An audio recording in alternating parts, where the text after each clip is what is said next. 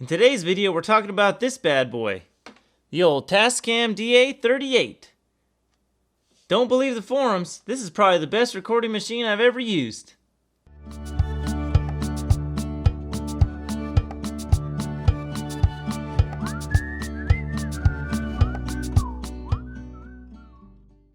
Hey everybody, it's Sammy, your favorite Ozark Canadian. Now I've spent a lot of years making music, about 20 if I'm counting right. And in that time, I started out at the old 4-track as a young pup. Then when I moved down to the States, spent a few times in a couple studios. And then eventually moved on to my own Pro Tools rig. Man, I love that Pro Tools rig. I mean, we have unlimited track counts, we have total recall, the best plugins, and the modeling these days is just incredible out there. But I also found that was my problem.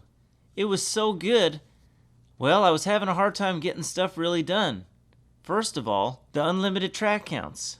Well, when you have unlimited track counts and an unlimited brain swirling around like I do, well, it never stops. There's always something else you can add to your tracks. Man, I'll just add a few more vocals, or man, we need a little synth over here, we need a little effect here, a little more percussion. It just never stops stacking. And I found I was always losing sight of the song.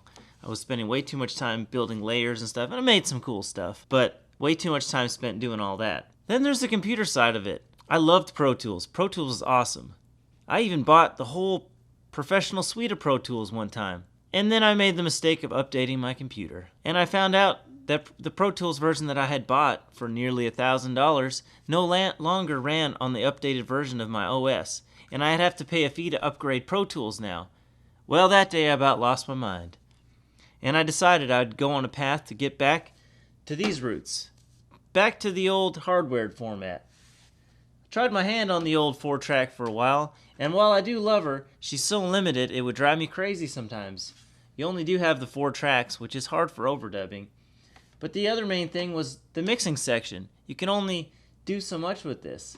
Now you can do a lot of cool stuff, but there is a part of me that still would like to, insert a little compression or, patch in a good reverb channel, things like that. And I just found that it was too much. And this old one, she's got a bad warble in her, and I'm not technical enough to know how to fix it. So I just found that the recordings I was putting out, or that I was making on it, they just weren't really cutting it. Tried my hand at the Yamaha MD-8. Not sure if you heard of that one, but it was a mini disc recorder. Similar layout to this, but you had 8 tracks and record to a mini disc. Pretty good machine, I really liked it. But, similar problem. Same kind of mixing section, very limited. I wanted more something like my Mackie over here, where I could patch in stuff. I had all these aux sends, and I had kind of routing options and stuff, submixes, things like that. Then I tried looking for a rack unit I could record with, because you get on Sweetwater, you get online and stuff, they got all kinds of digital single rack space recorders now, and that's awesome. But unfortunately, they all only record in real time. You can't overdub, which doesn't help us guys that are here by ourselves or with a couple friends, stacking up and building tracks that way. Then in late 2018, Tascam was going to release the Model 24. Man, was I pumped. This was the machine I was looking for. Maybe a few too many tracks than I needed, but still, you were going to have, I think, 16 mono tracks with a nice board. Still no inserts though, but I was willing to look past that. Nice effects, a little bit of compression on the way in. And I had mine pre-ordered on Sweetwater.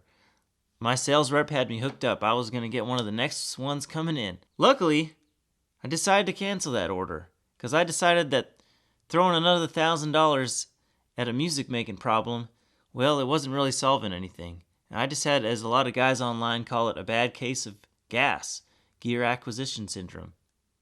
Well, now we're coming back around to our Tascam DA-38 here. Never read a good thing about the digital audio format that these use on these high 8 tapes. That and the ADAT machines, well, no one's ever had anything good on the forums really to say about them. So I'd see them on eBay for cheap. Nobody wants these things. They're just throwing them away pretty much. They're just doorstops. And I would never jump on one and never buy one, never try one, because they said, it's only a 16-bit recorder and the converters suck and the quality isn't there and it's just not feasible in today's world. And they chew up tapes and all these things, which those things are probably all true. But I just never gave it really the time of day. Then our good friend Landon at Magic Spiral Studios put out a video where he laid out a case for the Tascam DA-38. he had 3 of them stacked together, because you can connect multiple units of these together for higher track counts. And man, the music he was making on that, it was a great video. He really laid out the technical aspects of the machine. I really encourage you to go watch it. It's a great video if you want to learn more about this machine. And he made a song. He had 24 tracks, and he had them all synced up, running good, and he pretty much gave it a good thumbs up review. Well, that one video, Landon, that really changed my mind on these machines.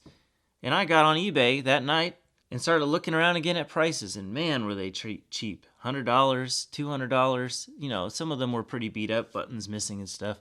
Well, I settled on one for $150, and I had $150. Seemed a lot easier to swallow than $1,000. Went ahead and picked me up one, had it shipped out to the house. You know how that stuff works. Is about 7 days later. Well, here she is, and she's a beaut. I'll tell you what, I love this machine. From the second I pulled it out of the box. See, as a guy that ran that Pro Tools so long, boy, you don't get any of this. We got real buttons here. Rewind, fast forward, stop, play, record. We got a nice shuttle. And I don't know what it is about like these mid-90s or older gear. Man, it's so solid. Like, this is a real button. You know, you got a real door here. All of this, I mean, it's just so, like, you know, look at these meters. I love meters, and we never get meters like this. I mean, you can see them on the screen, but who wants to stare at a screen forever? And then there was the most rewarding part. When I loaded my first tape. Very satisfying experience. Reminds me of loading an old VHS tape up as a kid. Now, she's not an overly complicated machine. Pretty much what you see here is what you get. You got your record, rewind, play, stop button. Couple shuttle, you can make some insert points, and then of course you can always choose your format, you know, and then you can sync up stuff.